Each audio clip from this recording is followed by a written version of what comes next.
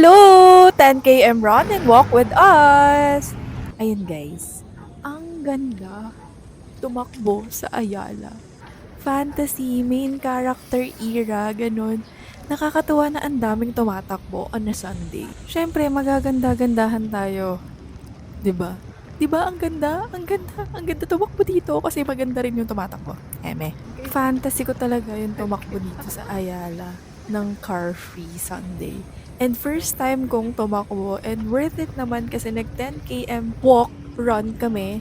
And sobrang saya. Sobrang saya talaga na ang daming nag-run on a Sunday. Like, nasa running era na ba ang lahat? Say yes, yes. Di na masyado nakakapag-run every week kasi busy sa work. You know, malapit na ang bare months. Kaya buti na lang niyaya ko ng kapatid ko na mag-run on a Sunday. Kasi meron siyang virtual run ng 10 km. Hindi niya pa nagagawa. Ayun, sinamahan ko na lang siya. Nag-enjoy pa ako kasi ang daming nakitang papi. Nakatatlong ikot ata kami dito sa Peninsula kaya hello Peninsula! Ang fantasy ay mag-run ng mag-run. Chariz! Hila tayo guys sa libreng Pocari Sweat.